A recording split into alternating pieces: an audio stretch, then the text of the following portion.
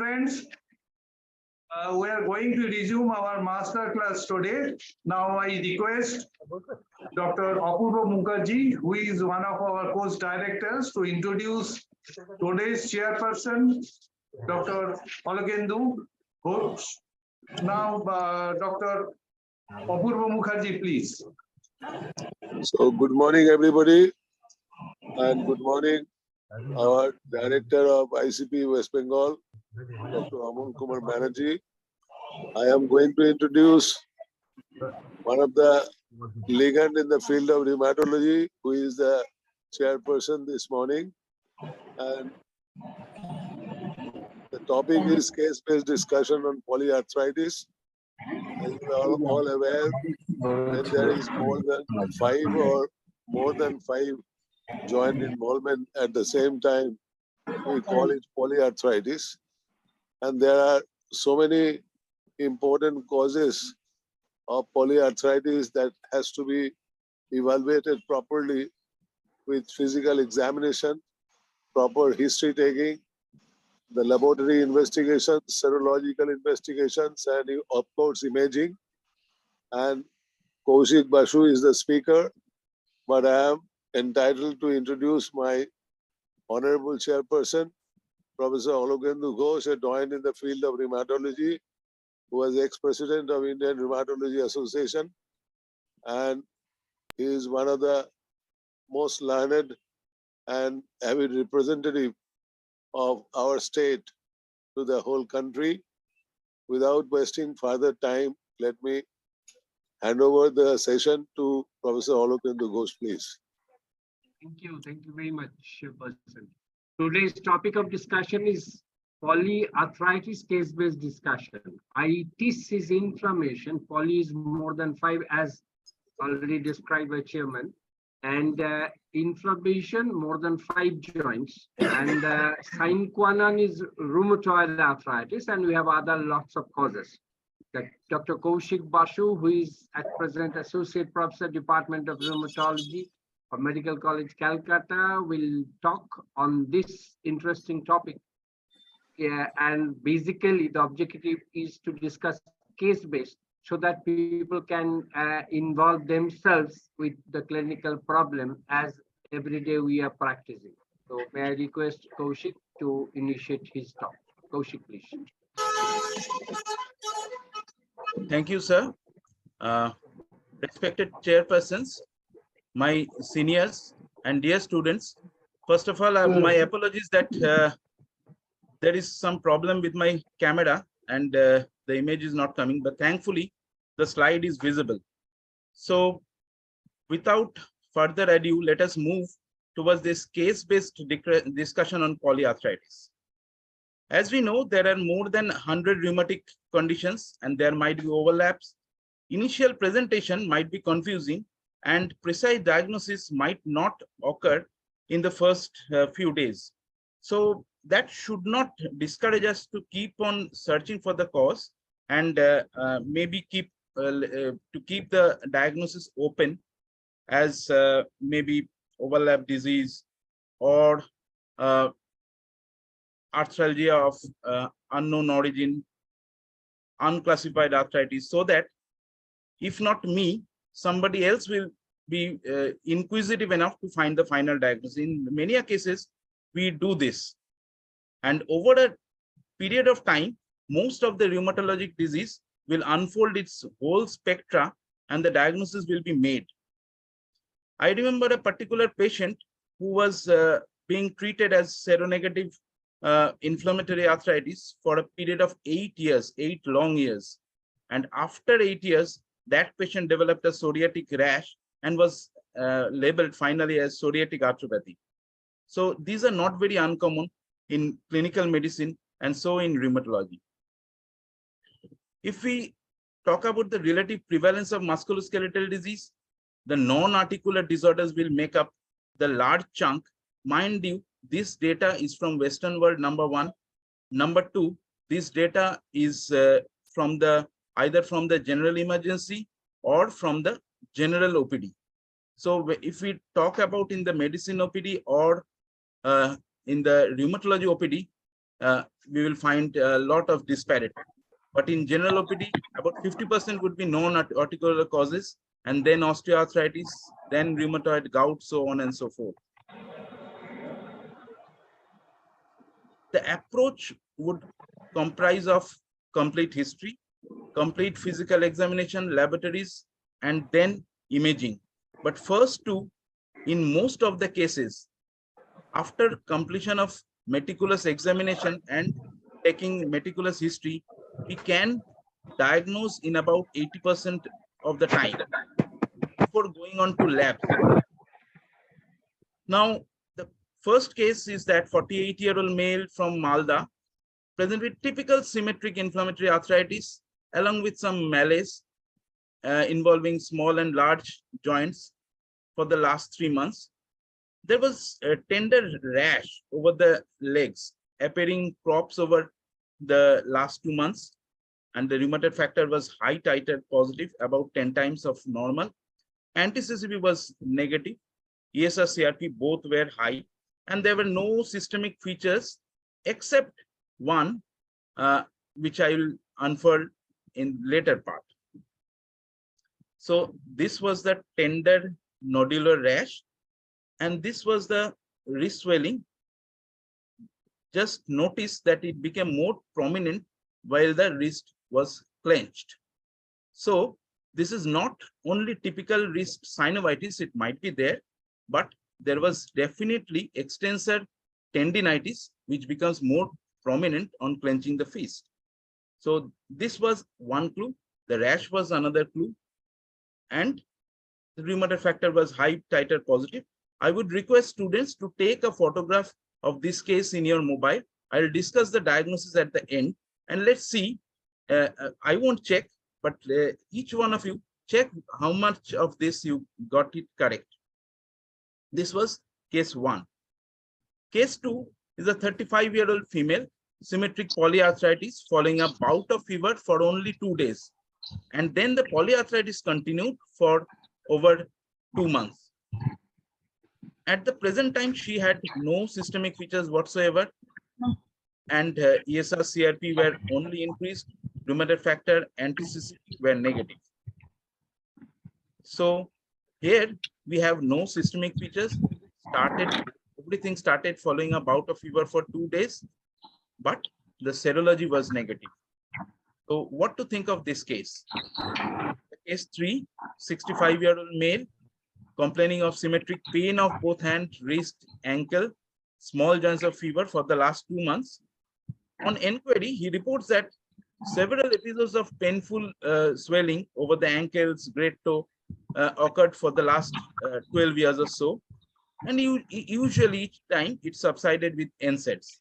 But for the last 2 months, even if he's taking NSAIDs, it is not subsiding. The CRP were high, and rheumatoid factor, anti-CCP were negative. So what could be this the cause of polyarthralgia in arthritis in this case? So we have different conundrum of diseases. Think about this while we discuss about the various approach. Now, first of all, you see, we have noted the gender, the age, maybe the ethnicity and family history will also give us clue, especially in case of autoimmune diseases and autoinflammatory diseases like Angst-Pont. There is definite role of taking family history, and not always in autoimmunity that the same disease will come back in the progeny. Like if a mother has rheumatoid, the child might have any other autoimmune disease. It might go on with simple vitiligo or autoimmune thyroid disease, or there might be rheumatoid, there might be lupus or any other connective tissue disease related to autoimmunity. In case of autoinflammatory disease like Angst-Pont or psoriatic arthritis, definite family history is important, and so much so that in case of psoriasis, if we think about psoriatic arthropathy, we ask about the family history, even if the patient denies that he or she has psoriatic rash. Second thing is that pain is inflammatory or non-inflammatory, and presence or absence of constitutional symptom. We have to note presence of symptoms across the all other systems. That is why rheumatology is such an interesting disease, and rheumatology is one subspecialty which is nothing but pure medicine. You have to look towards all the systems. No single system will give you any total clue. So in eyes, you have to ask for pain and redness, which will maybe point towards scleritis, episcleritis. Dimness of vision, maybe without redness or with redness, which might be due to uveitis. Dryness of eyes, which might, and mouth, which might point towards Sika symptoms. Chest pain, palpitations, orthopnea, PND has to be asked for. Dry cough, long-standing dry cough, shortness of breath, history of hemoptysis, whether there is any history of frank hematuria or edema. In GI, we have to ask for bowel habit changes, GERD symptoms, dysphagia. Raynaud's is another symptom like dry eyes and dry mouth, which the patient might not spontaneously tell. So if we are thinking of connective tissue disease, it is important that we ask for Raynaud's in the winters, or we see whether there are healed fingertip ulcers. Photosensitivity, mild photosensitivity has to be asked for, but in majority of cases of lupus, the patient might spontaneously tell about photosensitivity. Rashes, I will show some photos later on, and neurological and history of recent infections are also important. So a head-to-toe evaluation has to be done along with history, and then further investigation and examination. So the initial step is determining the difference between inflammatory arthritis and non-inflammatory arthritis, and the temporal pattern of the joint involvement, whether it is migratory, like it is moving on to one joint to another joint, where the another joint is being relieved of pain. So typical of acute rheumatic fever or gonococcal infection, or it might be additive or simultaneous. Additive means there might be involvement of 2 or 3 joints at a time, and then those joint involvement stays, and another 2 or 3 joint or single joint may be added after maybe period of 2 to 3 weeks. Or whether it is an episodic symptom, typical of crystallopathies, like it comes and then subsides continuously or after some intervention, and again the same pattern or slightly different pattern comes back after a certain period. And the number of involved joints, which already my chairperson has said. But mind you, one thing is that the initial presentation of a polyarthritis might be a monoarthritis or a oligoarthritis. So I'll just touch upon these two later. Symmetric arthritis, that is both sides of hand and feet are involved symmetrically, which is typical in connective tissue diseases and the prototype disease, that is rheumatoid. Asymmetric arthritis is typically present in the spondyloarthropathy group, psoriatic arthritis and reactive arthritis. Distribution of affected joints are very important. If the DIP is involved, we have to think of osteoarthritis or psoriatic arthritis. But mind you, dear students, the most common presentation in psoriatic arthritis is still the symmetric arthritis-like presentation of rheumatoid, and followed by axial disease. Distal DIP involvement is classical of psoriatic, but it is not the commonest. Remember that. And whether the axial spine is involved, which might be in the case in Angst-Pond or psoriatic arthritis, and distinctive type of other musculoskeletal involvement like enthesitis. Many a times in the natural history of spondyloarthropathy, we would see that there may be ribcage pain, and the patient is going to one doctor, to another doctor, and going to the chest physician, going to the cardiologist because of the ribcage pain. And we should remember that in spondyloarthropathies and particularly Angst-Pond, this might be the first presentation. So if there is enthesitis and some bold doctor has given any NSAID and that has really think that this patient might have other symptoms of Angst-Pond later, and just keep him on follow-up. dactylitis, sausage disease, swelling of the whole finger, tendinitis, and back pain, as we have said. The gouty tophi might be present over the tendon sheath and bursa, and the rheumatoid nodule might be present. So that has to be searched for. Important is to differentiate between the pain is articular or non-articular. In articular pain, the pain will persist when we are doing active motion, ask the patient to move the limb according to the whole range of motion. And in passive, we do it for the patient. The pain will be present in the active as well as the passive range of motion. There would be swelling, which would typically involve the joint line. So every joint has a joint line in between. We have to search for that joint line, and there will be swelling and tenderness over that joint line. The pain is diffuse and deep. There might be crepitation, locking, instability, or deformity. While non-articular pain, there will be no pain on passive movement of that joint. Remember this one. And there will be tenderness in the adjacent structures, maybe in case of bursitis, if you press over the bursa.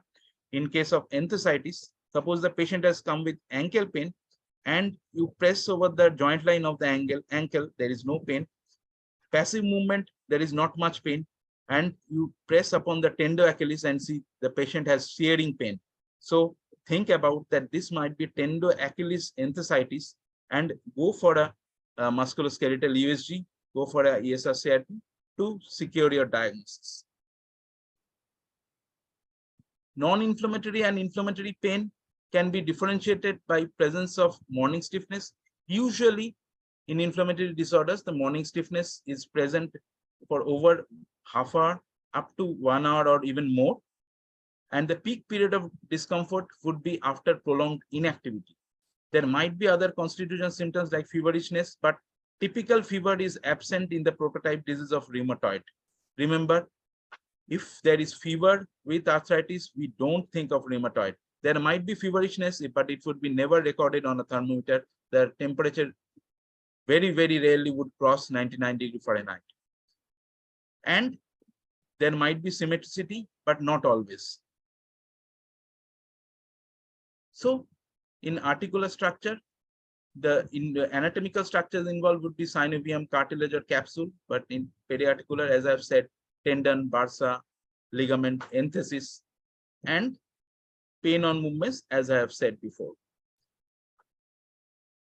So monoarticular, remember that it might be the first single joint involvement of a polyarticular disease, but we have to rule out in monoarticular disease infectious arthritis, crystal, and trauma, or maybe hemorrhage within the joint. These three have to be ruled out, and usually the central point of this is synovial fluid examination, where we get the clues. For approach to polyarthritis, now whether there is true arthritis or not, there is synovitis. We palpate over the joint line and see whether there is a boggy swelling or not, and there is tenderness, which and the tenderness is there over movement of the joints, active and passive, or there is no typical synovitis and there are tender points, multiple tender points, and there might be history of there might be associated history of any stress, anxiety disorder, or depression, and we have to think of fibromyalgia in that case. Or if there is synovitis, it could be due to a systemic rheumatic disease, or it could be due to a viral or post-viral arthritis. So we have to differentiate between all these things, and after examination and history taking, the labs have to be ordered carefully. And then comes the lab, but before the labs, the onset of symptoms, whether it is abrupt, developing over hours. So think about crystal disease, or trauma is usually obvious, or infection. When it develops over weeks to months, so crystal disease would be rare. And think about the systemic rheumatic diseases like rheumatic or psoriatic arthropathy. chronic polyarthritis would be said if it has lasted for 6 weeks or longer, not before that. There could be redness, warmth, pain, swelling, associated tendinitis or tenosynovitis, stiffness after prolonged rest. Now, when I say stiffness, in non-inflammatory joint pain, particularly in knee osteoarthritis, the patient might report slight early morning stiffness that would not cross half an hour typically. Will never cross half an hour. This is called a gel phenomenon. This has to be differentiated from the early morning stiffness. It would never cross half an hour, usually less than 15 minutes. And the pain is typically aggravated with activity. Now, as in other systems, for musculoskeletal system also, inspection, palpation, movement, measurement, local motor and sensory examination, and special tests. Like for Angst-Pon, we test for the Schober's test, so on and so forth. Now, I would like the students to, if you have a text box, just give your diagnosis saying these photographs. This is a classical photographs. You might be wrong, but there is no harm in it. Just write in the text box, what is your diagnosis?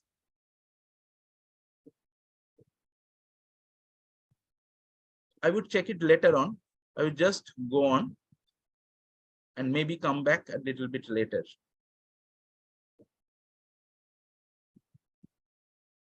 This is the warm redness and swelling of the great toe, typically found in gout.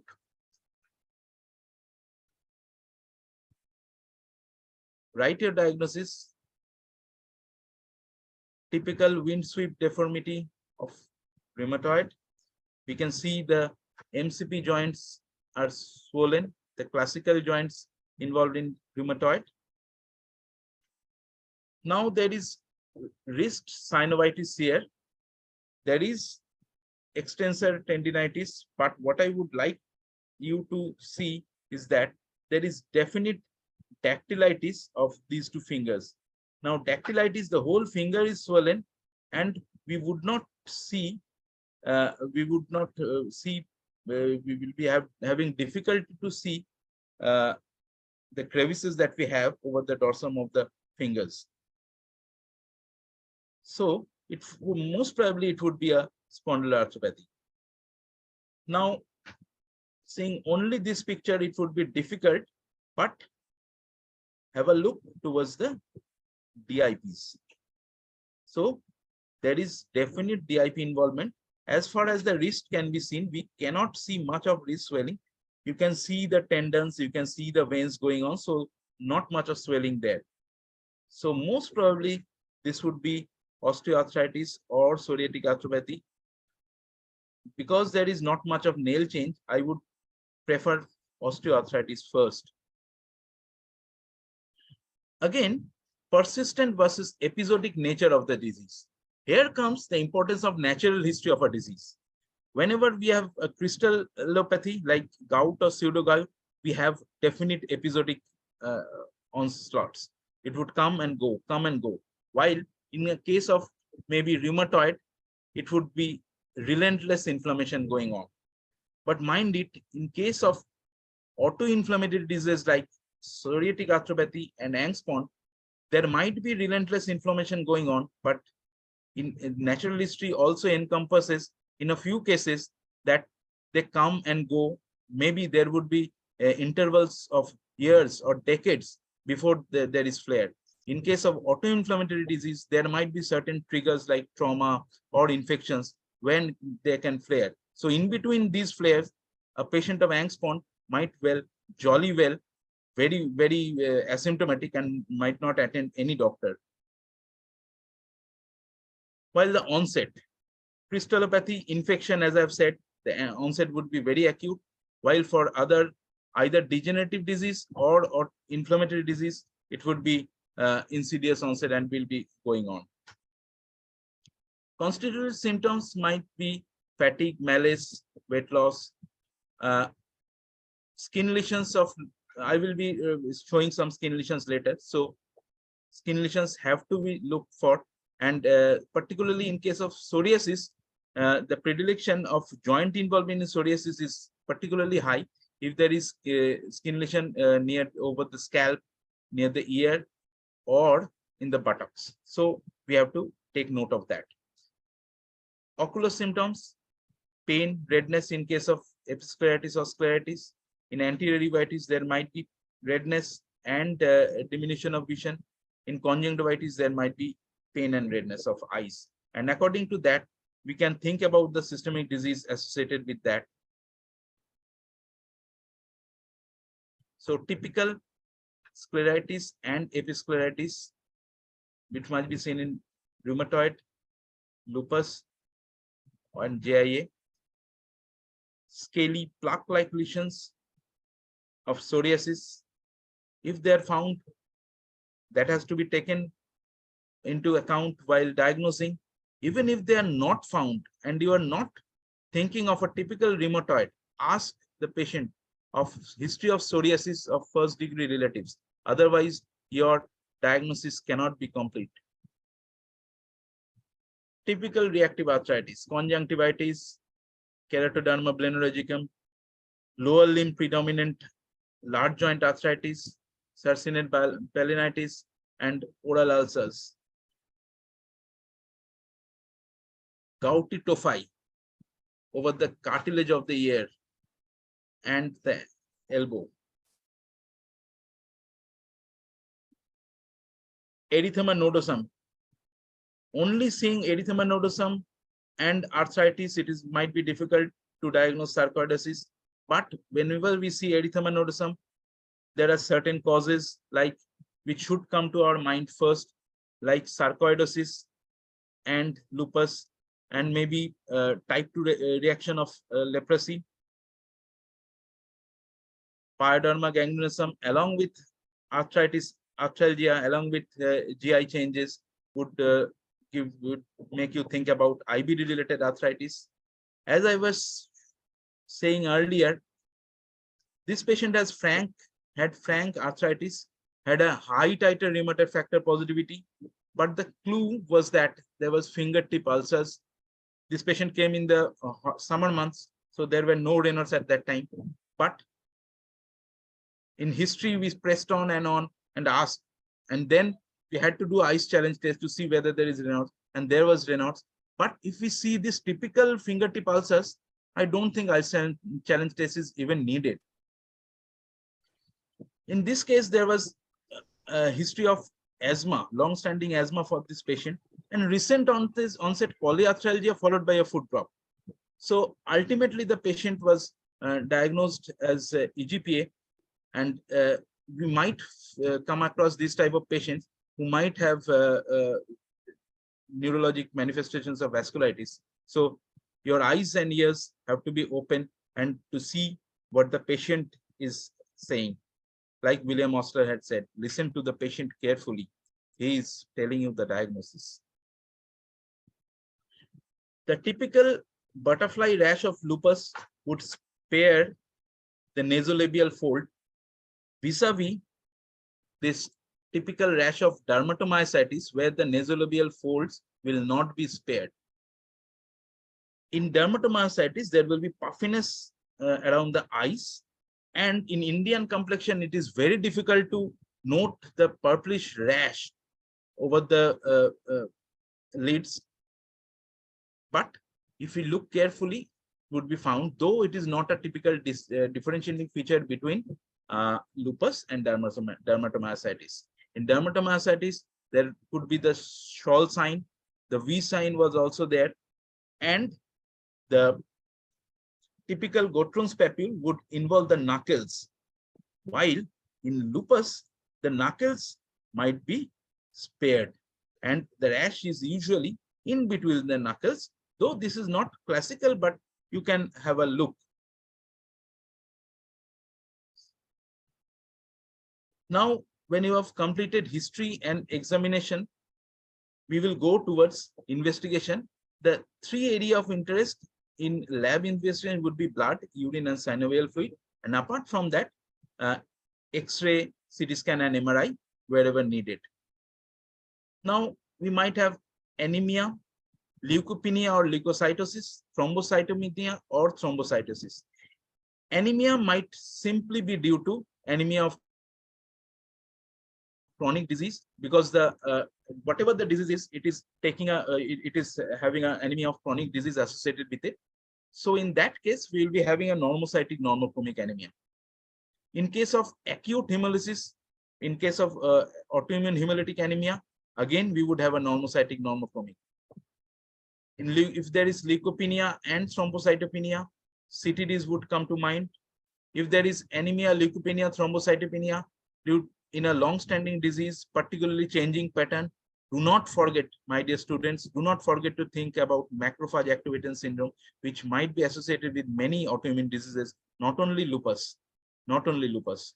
Think about this. If particularly the anemia is progressing, leukopenia is progressing, thrombocytopenia is progressing, and along with there is new onset high ferritin, triglycerides are rising, and the patient is having new onset hepatosplenomegaly, new onset lymphadenopathy, and the patient is having a really ill look, which was not there before.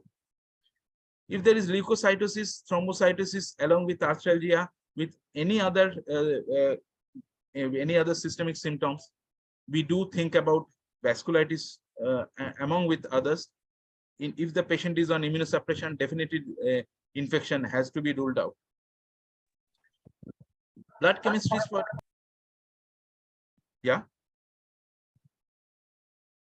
blood chemistries for renal insufficiency, elevated LFTs or uric acid.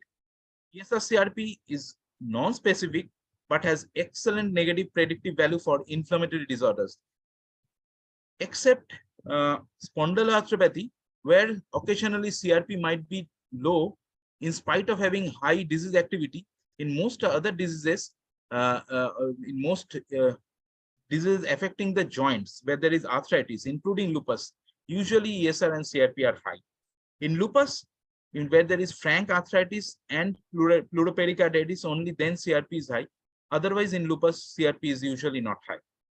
Autoantibodies, rheumatoid factor, anti-CCP, ANA, the extracted nuclear panel, dsDNA, ANCA-view, all would help, but we should not order all at once, never.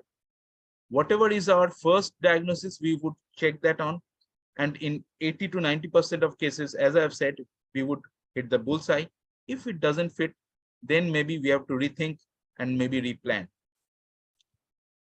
About HLA-B27, ordering HLA-B27 for diagnosing ankylosing spondylitis is not very required. Angspond classically had a classification criteria where HLA-B27 was not involved. In the new assess criteria, HLA-B27 have been taken in, but mind it, it would be mostly used in case of peripheral arthritis, where peripheral spondyloarthropathy, where there might be enthesitis, arthritis. Then we'll have a HLA-B27 positivity and CRP positive. It would be easier for us to diagnose peripheral spondyloarthropathy. In a frank case of Angspond with axial disease, low back pain, inflammatory low back pain, and typical asymmetric arthritis, where we have enthesitis, we do not require HLA-B27. Where do we require HLA-B27?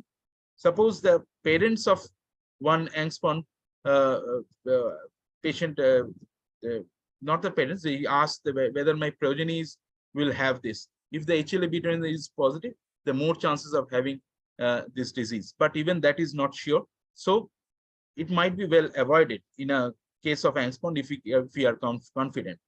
Another parameter that is often misused is ASO titer.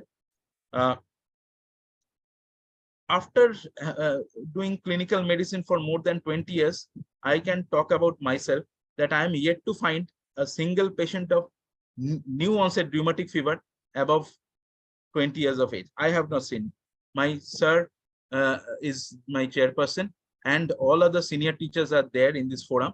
They would surely share their wisdom, but I have not seen in my 20 years life of clinical medicine any patient of new onset rheumatic fever more than 20 years old. It is classically described to be below 16. So it can be slight in very rare cases above 16, but not above 18 or 20. So avoid doing ASO titer above 20 unless you are having a maybe a erythema nodosum with some arthritis. In that case, you can think about post-streptococcal reactive arthritis. There you can ask for that. Otherwise, a big no. So anemia, thrombocytis might point towards inflammation. Neutropenia, thrombocytopenia, Felty syndrome, or mass hemolysis, thrombocytopenia, lupus or other CTD, anti-CCP, and rheumatoid. As we would see in the next graph, rheumatoid factor is not only the domain of rheumatoid arthritis. In a host of other diseases, including viral hepatitis, this is a Western study, mind it. If we do study in lepra reaction, we would see more than 80% having high titer rheumatoid factor positivity. In Sjogren, in idiopathic pulmonary fibrosis that it was called previously, now it would be labeled as CTD associated DCLD. In bacterial endocarditis, viral hepatitis, even in normal individuals more than 60 years, we can have positive rheumatoid factor, and even in high titers. So only having arthralgia and maybe a borderline or maybe rheumatoid factor positivity should not drive us to diagnose rheumatoid. Anti-CCP has a huge, very high specificity, and even in 40% of the RF negative, anti-CCP might be positive, but a negative result does not exclude, but it is difficult to diagnose rheumatoid if we take into account the specificity. It is about the second generation and third generation, 96 to 97% specific. So that would leave with 3 to 4% chance of having a true diagnosis of rheumatoid without anti-CCP positive. So anti-CCP negative rheumatoid, just think about it, whether we are missing something, if anything else is there. In synovial fluid, we have to note the cell count, Ramstein culture, and crystal analysis. Remember only two figures, 2000 and 50,000. Above 50,000, diagnose infection.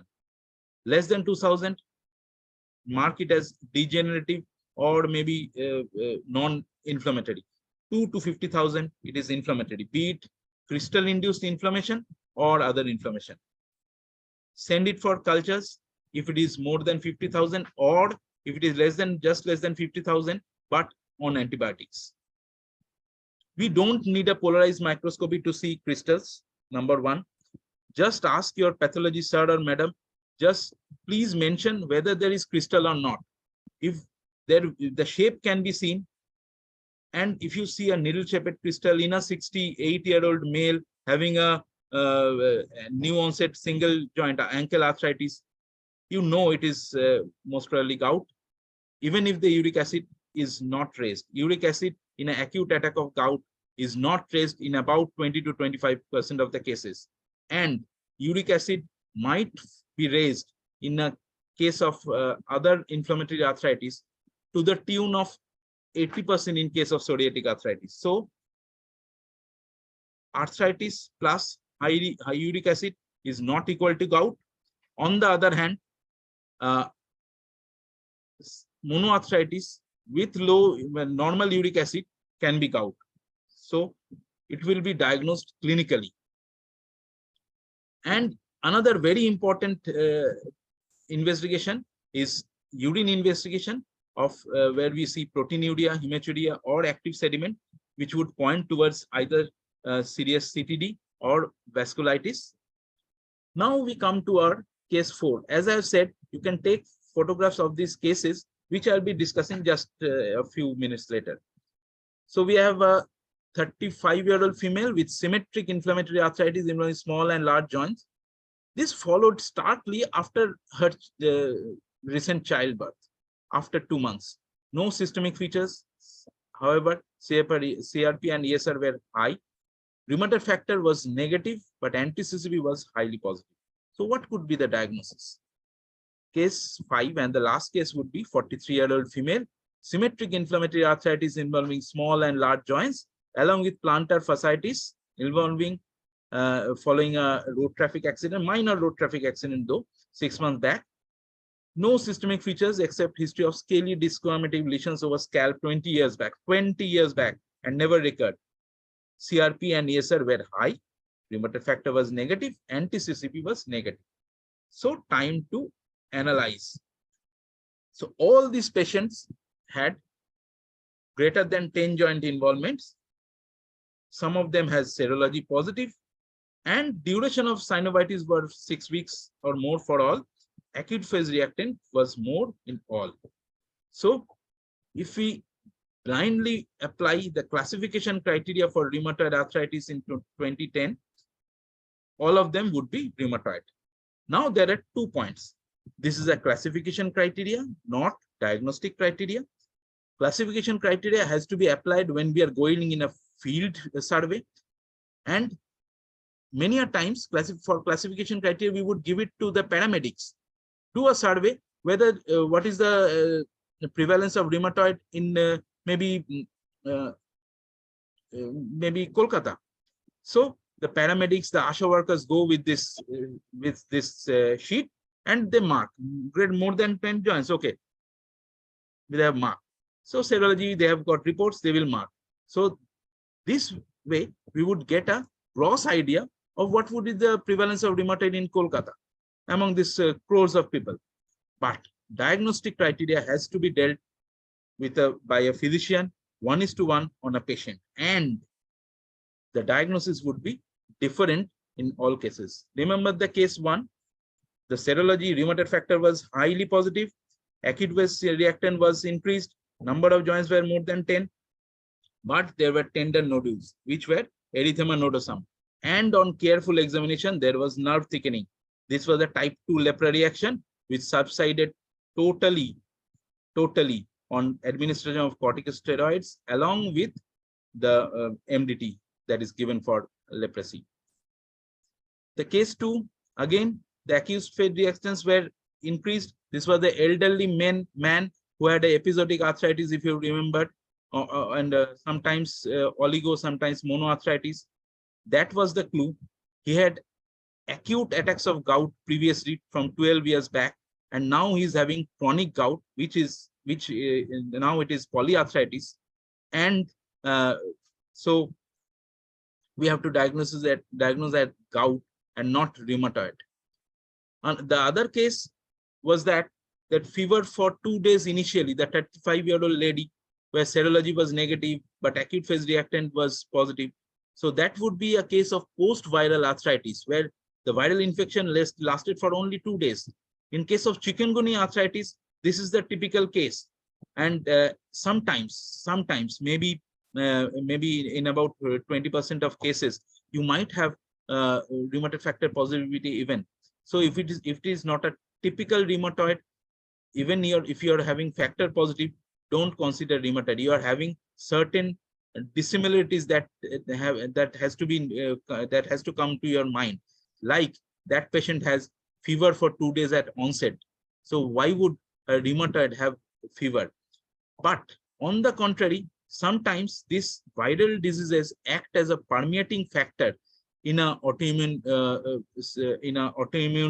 setup. So we need to have a immediate trigger for flaring up of that arthritis. Sometimes those viral arthritis, but there will be intercritical period. There would be usually a period between maybe 1 to 2 weeks. After that, the arthritis, the rheumatoid flares. In the case 4, this lady after presented with polyarthritis after childbirth, and she had more than 10 joint involvements with serology positive, acute phase reactant positive. So it was 10 on 10, and there was no other factor that could point towards any other disease. And if there was typical joint involvement, yes, this is most likely to be rheumatoid. And one thing to be kept in mind is that post-pregnancy, during childbirth, there is a tumultuous change in endogenous hormones that might give rise to that might act as a trigger of first flare of rheumatoid or the conversion of asymptomatic to symptomatic disease. In case 5, again, there were more than 10 joints. Serology was negative, more than 6 weeks, but the history of that rash 20 years back, that rash in the scalp, that papillosquamous rash. That would make us think about psoriatic arthritis. So the presentation would be similar, only meticulous history taking would differentiate. In spite of having rheumatoid factor negative, we have diagnosed case 4, the young lady as rheumatoid arthritis. Anti-CSB was positive though. In case of, even in case after having high titer rheumatoid factor positivity, we diagnosed the case 1 as a type 2 lepra reaction, because the other factors were pointing towards this. And this is diagnosis. This is not classification of rheumatoid. Dear students, do remember there is a very important difference between classification and diagnosis of a disease. Never blindly follow these classification criteria to diagnose.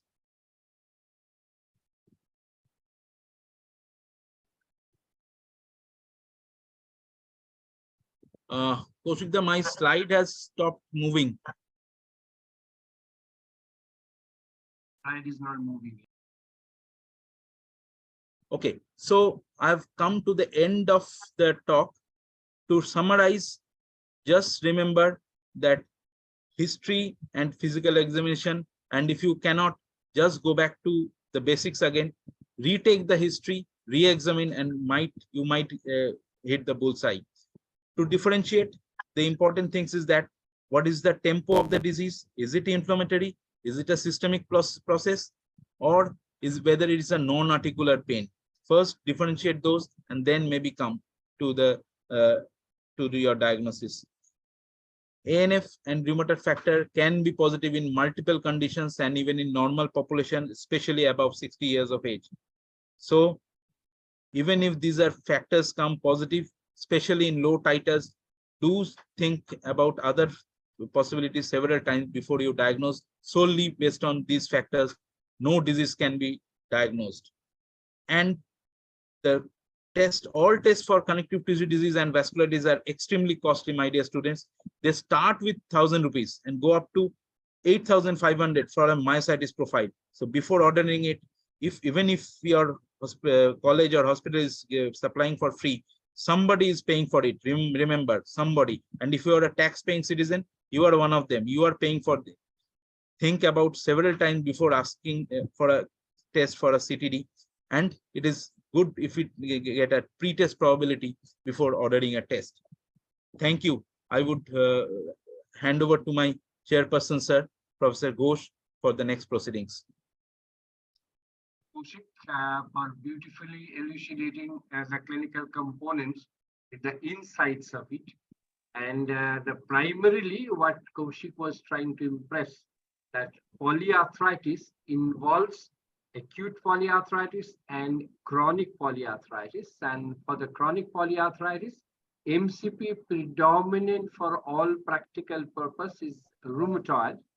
And as he was trying to impress, that 2010 criteria, that's the classification.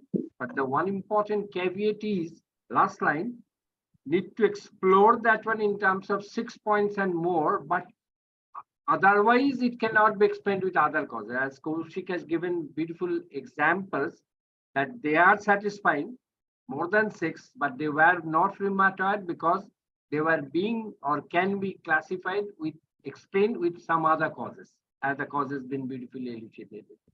And for the investigation, certainly need to have the clinical information first. And around 90% cases in rheumatological disorder, we can certainly diagnose from the clinical examination, clinical analysis, clinical input. So the clinical medicine use of clinical wisdom in rheumatology problem is very, very, very important. And before asking for investigations. And for the investigations, as he already briefed, the rheumatoid factor anti-CCP, certainly if there is rheumatoid factor anti-CCP negative, serologically negative inflammatory polyarthritis, but the majority of the time it is usually preceded by fever, which patient forgets. And patient presents to us after 3 months or 4 months down the line with inflammatory arthritis, always rheumatoid factor CCP negative. So that is the important point. So I think giving all this information, accommodating all this clinical information, and with a bit of investigation, we can certainly finalize the diagnosis, and temporal relationships of the components of history as he has depicted and the long-term follow-up will be painful. I think we can have some questions are being provided. I have seen. Sir, Like one Shivendu question- sir, Sir Shivendu sir has asked a few questions. I would yeah. answer one by one. When and how are you going to treat post-viral arthritis, particularly DMARD? Sir, we have the experience of treating post-viral arthritis mostly in post-chikungunya and recently in post-COVID arthritis. Initially, the natural history of these diseases, chikungunya, is that a third of them would subside within the first year. So,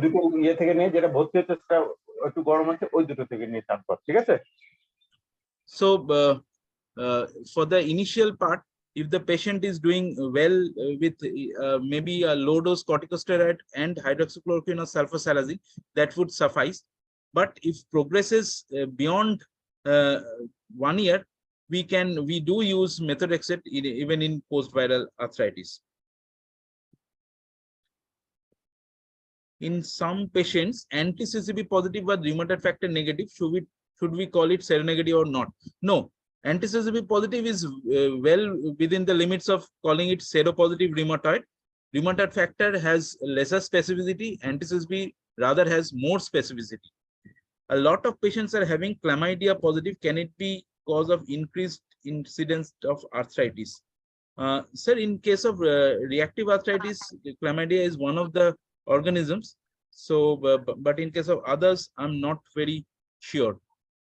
The next is role of muscle biopsy versus myositis profile in polymyositis. Number one is that polymyositis in our setting is not very common, but we have seen.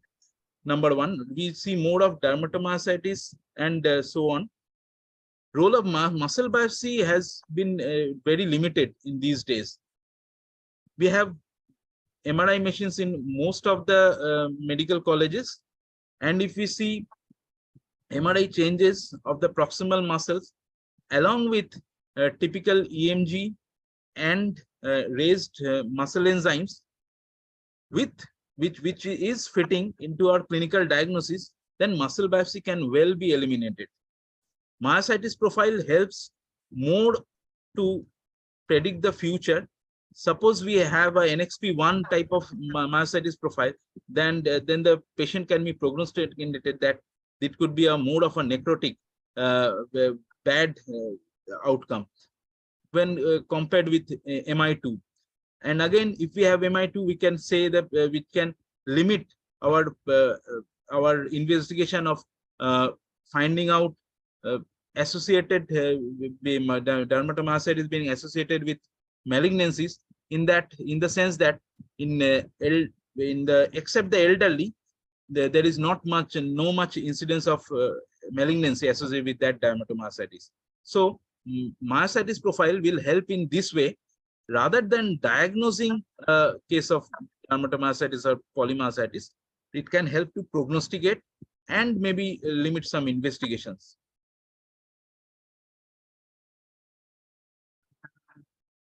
The most important issues which we must extrapolate in reference to the clinical problem and the laboratory investigation. When to ask for the laboratory investigation and how to interpret. Yes, Shivendu's next question is paraneoplastic arthritis. Kaushik.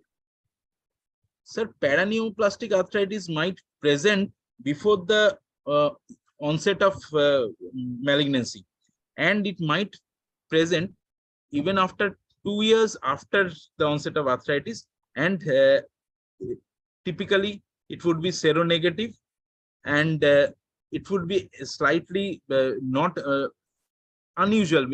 Many a times we find it like unclassified arthritis. It is very important to, one of my seniors would quote this very often: do not ever try to fit a square peg into a round hole. Whenever it is not fitting, leave it like that. Mention that it is unclassified arthritis. Sometime later, some other point will come out. If any department from the medical college stamps some diagnosis, there will be very less person who will be challenging that. So let's not do it. In case of maybe in many cases of paraneoplastic arthritis, we had initially mentioned as unclassified, and later it has unfurled. It has happened. It is always better not to stamp, exactly. Otherwise, it will add more to confusion than to finalize. Absolutely.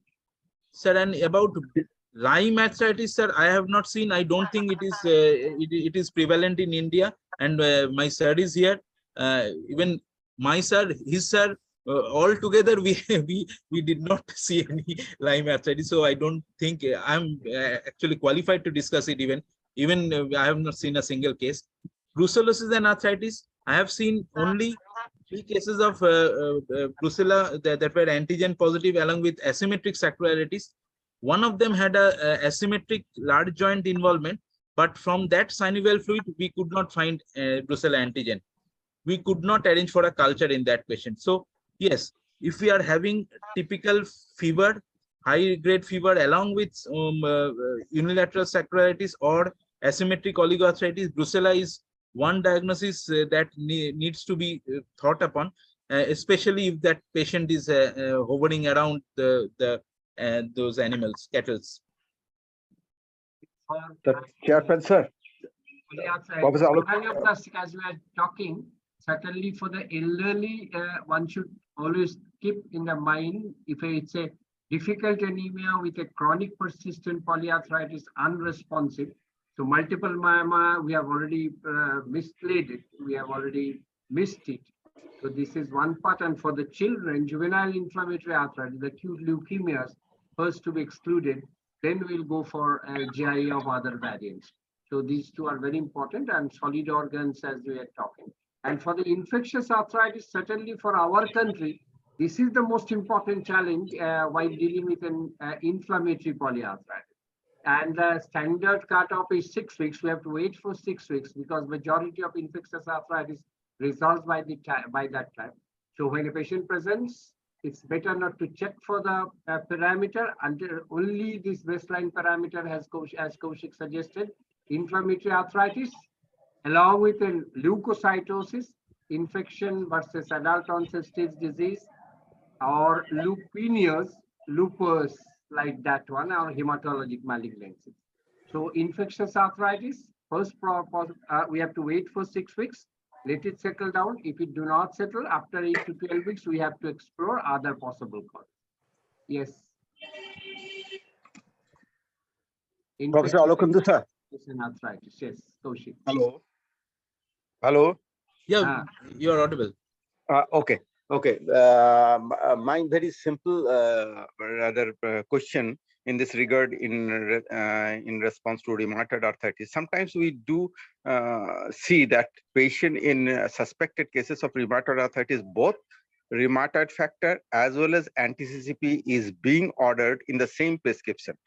So regarding this thing, what is my take in this matter is, if patient is very much not at all financially constrained, and if anti-CCP scores over rheumatoid factor, should we go directly for the anti-CCP because its sensitivity is almost to the tune of rheumatoid factor positivity, but specificity is very high. We all know more than 90%. So in that case, should we go for anti-CCP in place of rheumatoid factor only? This is an excellent question, and I would take up in this way that the number one is the world organizations have asked to perform both, and why they have asked to perform both is that in case of very high titer anti-CCP positivity, there is more of articular symptoms, and where there is high titer rheumatoid factor positivity vis-a-vis low titer anti-CCP, the articular symptoms might be controlled easily, but the non-articular symptoms are usually notorious in those, like ILD, like hematological symptoms, like rheumatoid vasculitis. They would be coming, we can presume that these have to be looked more. So maybe at this point of time, it is better to order both. And in any case, rheumatoid factor in most places is costing about 1/4 or less when compared to anti-CCP. Yeah, I want to give Yes, my it's always better to opinion. check for the both rather Hello, than- am I audible? Kaushik, Yes, Kaushik, sir. may I ask you, what is your experience? Because in medical ward, we do see arthritis in hemoglobinopathy as well as arthritis with acromegaly. What's your experience and what should be the approach? So as for acromegaly, it is not typical arthritis. It is a arthralgia and rather more of a tendinitis bursitis rather than true arthritis. And in case of hemoglobinopathies, again there would be axial pain, arthralgia, but true arthritis, there monoarthritis, no, hemoglobinopathies. Okay, no, true arthritis is not very common. Thank you. Hello, am I audible? Yes, sir. Okay, I want to give the question of doing ordering a rheumatoid factor and anti-CCP simultaneously. In the previous edition of Harrison, I don't know what in the present edition, it was clearly written that in rheumatoid arthritis, some patients are only rheumatoid factor positive, some patients are only anti-CCP positive, some patients are both. Previously, I used to order first rheumatoid factor. If it comes negative, then anti-CCP. But I one day realized that it is costing more. So now Absolutely. we will have to study rheumatoid factor negative, anti-CCP positive. We have seen many. Whether the reverse, that anti-CCP negative and rheumatoid factor positive, whether this occurs or not. Unless this part is not very much clear, then knowing fully well that we are pressing economically the patient, we will have to write both. Otherwise, if one comes negative, we can't be sure that patient is seronegative. We will have to order again, and I think it will cost ultimately more. So we do have this data globally, not from West Bengal or India, but globally it is about 5% where there is anti-CCP positive, anti-CCP negative or rheumatoid factor positive. So if I only order anti-CCP, then I will miss 5% of the patient. But the reverse, at least I think 30 to 40%. Rheumatoid factor negative, anti-CCP positive. So far the science is concerned, we have to go for both anti-CCP and rheumatoid factor simultaneously.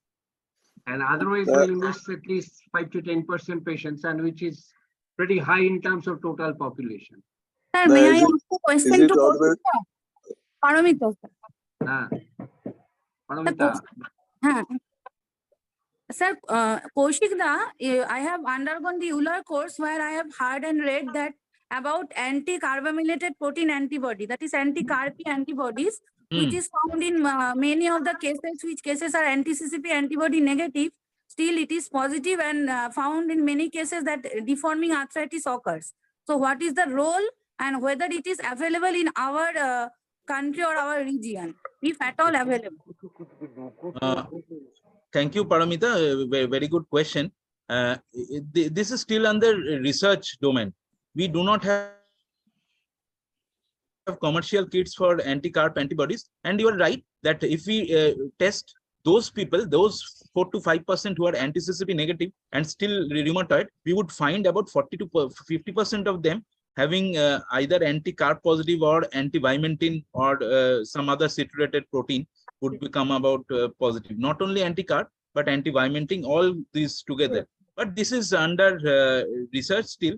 For that 4 to 5%, I don't think we should burden the patients. The patients need to be treated according to clinical science rather than these antibodies. Okay. Thank you. If you go back to the 2010 criteria, in a given patient, you may not require serology at some point of time. So it's instead of chasing for factor, we can give enough importance to the available clinical with a baseline information like just CSR/CRP, help us to diagnose confidently that we are dealing with rheumatoid arthritis. Shivendu was asking some other question. Can we treat patients of clinically rheumatoid arthritis with demand who cannot afford the factor tests? Yes, sir. But, sir, actually, when we are treating with demands, it is more important that we do no harm. So if we get a complete hemogram, SGPT creatinine, and we diagnose it as leave alone rheumatoid, we can diagnose it as unclassified arthritis and treat with demands such as methotrexate, any demands. So we do not need factor testing mandatory for that, but it would be good if you want to label that as rheumatoid and to say that the patient that these are the chances that if you are being treated with this, you would be having no deformity and so such things. There are very less chances of extra articular manifestations in diseases if you are being treated well, so on and so forth. But for treatment, we do not need any factor. Kaushik, Yes, can sir. I have got a little bit of query, a small query. The query is that very practically we come across sometimes with a short duration of polyarthritis, especially involving bilateral symmetrical small joints of the hand, with a little bit amount of back morning stiffness, which will last in and around, not maybe more than 1 hour, but in and around like 40 minutes or like the patient is not sure about it. And you have asked and you have clinically examined no other telltale evidence of any other systemic involvement. But then if this patient is very sophisticated and they are asking for the diagnosis. Now you order for rheumatoid along with the usual routine parameters and also the anti-CCP and CRP. All this came out to be negative. So do you think that if the patient at that point of time asks me that what is, will you stamp me right at this moment because in only 2 weeks duration as rheumatoid, or something else I may turn up in course of time, or whether you are to follow me, or you are going for any other investigations like MRI or ultrasound? What is your answer? Sir, after 2 weeks only, we do not try to stamp. Classically, it is 6 weeks, and practically we at least wait for 4 weeks. Now, there is a little trick is that Dr. Paul Emery was once discussing over lunch that after he was off the podium, that why don't you give a daily NSAID for another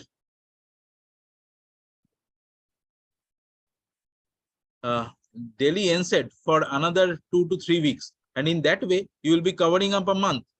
So when before the patient comes back, and even after the course of NSAIDs, just tell him, I want to see how you are doing on NSAIDs. In that case, you will be also knowing whether the pain is inflammatory or not. So that is one trick that I commonly employ. But there are other ways you can candidly discuss with the patient. Look, we cannot classify this as chronic arthritis. So this is acute arthritis. This might subside in due course, and take NSAIDs for the next 2 to 3 weeks. Then we might see you again. Right, and 1 or 2 Dr. short Kaushik, report can help. may I put one statement regarding the previous question and your answer? So, so far my knowledge from Professor Alokindu Ghosh and Professor Parasar Ghosh is concerned, that time I used to be taught that if you get this sort of confusing cases, it's better to go for power Doppler study of the small joints, as well as if possible MRI to see erosions over there in the metatarsophalangeal joints. So if there is erosion, can we consider that it could be more in favor of rheumatoid arthritis than anything else? What is your take, Professor Ghosh and Professor Basu? Sir, erosions are very typical in rheumatoid, but not exclusive to rheumatoid. Erosions are there, will be found in rheumatoid. In the first of all, to see erosions in MCP joints will require huge amount of expertise. We do see in the wrist quite easily. To see in the MCP and DIP very early is very difficult. But again, if we assume that we have that kind of expertise, that is not exclusive to rheumatoid, but yes, that would increase the chance of thinking of rheumatoid. Or if you are having any dilemma that whether this could be rheumatoid or something else, that power Doppler will be definitely helping, but not sealing of the diagnosis. Joint erosions might be present in psoriatic arthritis, might be present even in lepra reaction type 2, even in the PIP and MCP. There has been published papers on this. Definitely. But clinical suggestions is always very important clue, as Professor Alukundu told just a few minutes back. Clinical suggestions is very important. So one thing regarding to burn the finger with hello. a diagnosis rather than giving an unclassified arthritis during first 2 or 3 weeks of time, and we have to wait for the natural cause to be evolved, then we can plan.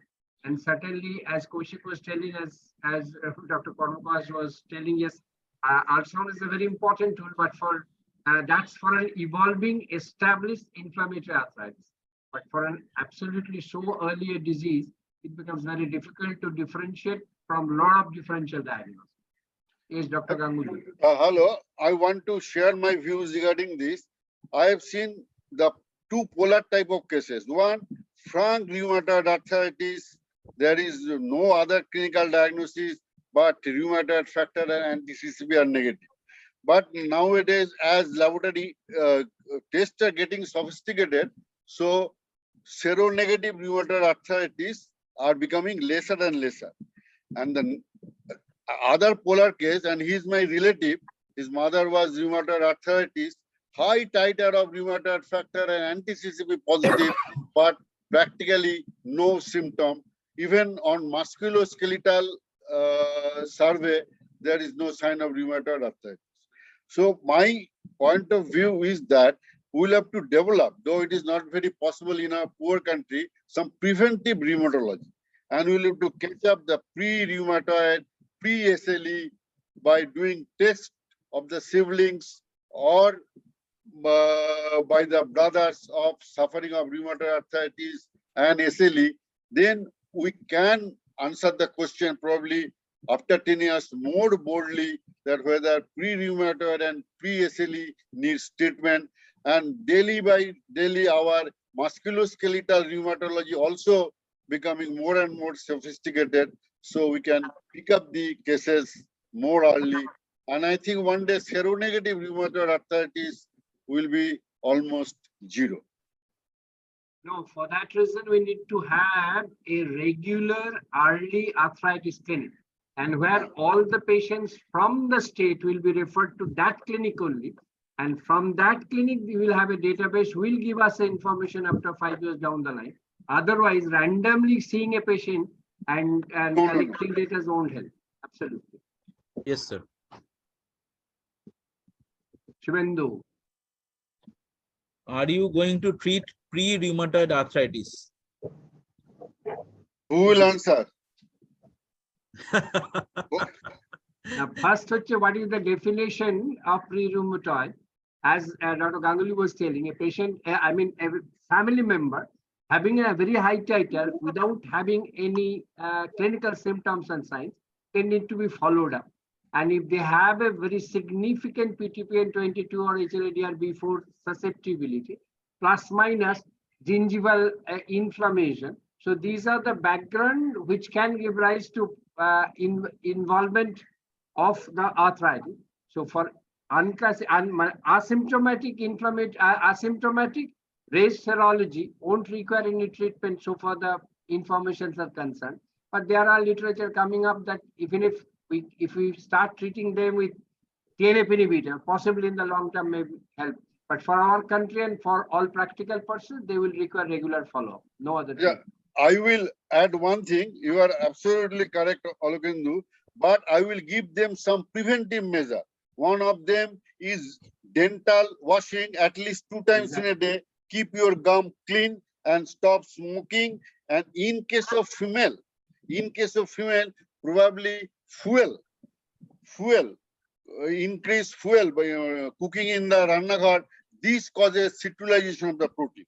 though these are theories, but two are very much established. One is keep your teeth clean, at least dental wash twice in a day, and stop smoking. So this Absolutely. type of preventive measures we can give. And in SLE, who are pre-lupus, don't take too much sunlight, don't take oral contraceptive, and stop smoking.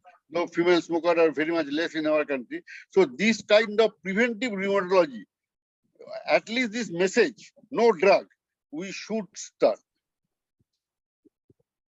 It has been established now, citrullination starting at the either at the lung or at the gut. Or So the that gut. is So important. to prevent lung, stop smoking. To prevent Lung gut, hygiene is very important. the exact is not, but something cooking, all of sort papers are coming. Absolutely, sir. Absolutely. So If there is no other place, Only one point of caution, Dr. Alokendu sir and Dr. Kaushik. As per statement of Dr. Ganguly, smoking in females in India are increasing at a very high rate. In fact, there is a study from Bangalore by that at least 8% of the female population in a city of Bangalore consumes daily cigarettes. So it's not an uncommon phenomenon. Don't think that females are not cigarettes, not smoking. So that's a very important issue. More than Yes, sir. Yes, More sir. than It is. Yeah. yes, It is unpublished, but it is the scenario in Salt Lake and Newtown also. but so stop smoking for all. Okay. So to finalize, we can close hopefully that Kaushik has beautifully elucidated. So for clinical information, the historic parts is very important. Inflammatory arthritis, early morning stiffness improves with activities but not with rest. MCP predominant, RA, PIP predominant, hemochromatosis for MCQs, and DIP predominant as he has already established. And for investigations, if we can extrapolate that 2010 criteria, and if we can exclude other possible causes, because he has given beautiful case examples where all the scoring were more than 6, but still they were not rheumatoid. That is what is the important information one should extract. And for this therapy, we have disease modifying drug and plenty of available medications now, which has changed. And therapeutic challenge now is which drug to start and how to monitor like that one. For the diagnosis, certainly these are the issues to be taken care. Thank you very much. So I will just one sentence. Tofacitinib is never the first drug. Sorry? Okay, thank you, Alokendu. Thank you, Alokendu and Kaushik, for a very Thank you, sir. lively master class and also lively post-class discussion. Now I request Dr. Harishankar Pathak, who is the Eastern Zonal member of API, to give vote of thanks. Dr. Pathak, please. At the outset, I thank Dr. Amol Kumar Banerjee, Chairman ICP Forum West Bengal, for giving me this opportunity to give vote of thanks. Today's master class has been superb with this combination of very highly academician, Professor Alokendu Ghosh as chairperson and Dr. Kaushik Basu as a speaker. The whole master class has been very much informative. So I thank first Professor Alokendu Ghosh for giving so much of his valuable time to conduct this session as chairperson in a masterly way. And the presentation by Dr. Kaushik Basu has been far excellent. I think students are very much benefited from his talk today. I also thank all the participants, our PGT postgraduate trainees who have joined this program today. And I also thank all our program directors, Dr. Arun Sarkar, Professor Arun Sarkar, Professor Ganguly, Professor Apurva Mukherjee, and none other than Professor M.K. Rai for conducting the master classes so superbly. So with these few words, I thank you everybody. Thank you. Thank you, Horishankar Bhator, for a vote of thanks. Now we Thank you, are sir. going to adjourn this master class. Again, we will meet